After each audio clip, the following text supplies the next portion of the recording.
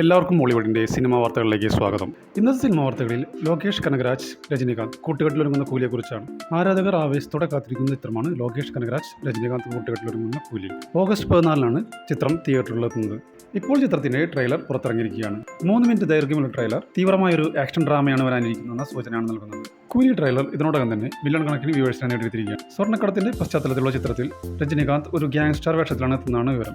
ചിത്രത്തിൽ ദേവ എന്ന കഥാപാത്രത്തെയാണ് രജനീകാന്ത് അവതരിപ്പിക്കുന്നത്. മലയാളി താരം സൗബിൻ ഷാഹിറും പ്രധാന കഥാപാത്രത്തെ അവതരിപ്പിക്കുന്നു. അതോടൊപ്പം ബോളിവുഡ് താരം അമീർ ഖാൻ ദഹ എന്ന കഥാപാത്രത്തെയും അവതരിപ്പിക്കുന്നുണ്ട്. ഇവരോടൊപ്പം നാഗാർജുന, ശ്രുതി ഹാസൻ, ഉപേന്ദ്ര, സത്യരാജ് എന്നിവരും ഇതിൽ പ്രധാന വേഷങ്ങൾ അഭിനയിക്കുന്നു. 350 കോടിയാണ് ചിത്രത്തിന്റെ ബഡ്ജറ്റ്. ചിത്രത്തിന് വേണ്ടി 150 കോടി രൂപയാണ് രജനീകാന്ത് പ്രതിഫലം വാങ്ങിയിരിക്കുന്നതെങ്കിൽ 50 കോടി രൂപയാണ് ലോകേഷ് കനകരാജ് പ്രതിഫലം വാങ്ങിയിരിക്കുന്നതാണ് പുതിയ റിപ്പോർട്ടുകൾ. ചിത്രത്തിന്റെ OTT റൈറ്റ്സ് 130 കോടി രൂപയ്ക്കാണ് വിറ്റുപോയെന്നുള്ള റിപ്പോർട്ടുകളുണ്ട്.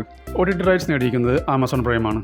ചിത്രത്തിന് വിദേശത്ത് റെക്കോർഡ് ബ്രേക്കിംഗ് ഡീൽ നേടിക്കൊടുത്തതിലൂടെ കൂലി അടുത്തിടെ ശ്രദ്ധ പിടിച്ചുപറ്റിയിരുന്നു. അപ്പോൾ നമുക്ക് കാത്തിരിക്കാം രജനീകാന്തിന്റെ കൂലിക്ക് വേണ്ടി. ഇതുപോലുള്ള ന്യൂസുകൾ ലഭിക്കുന്നതിന് നിങ്ങൾ ഈ ചാനൽ സബ്സ്ക്രൈബ് ചെയ്യുക.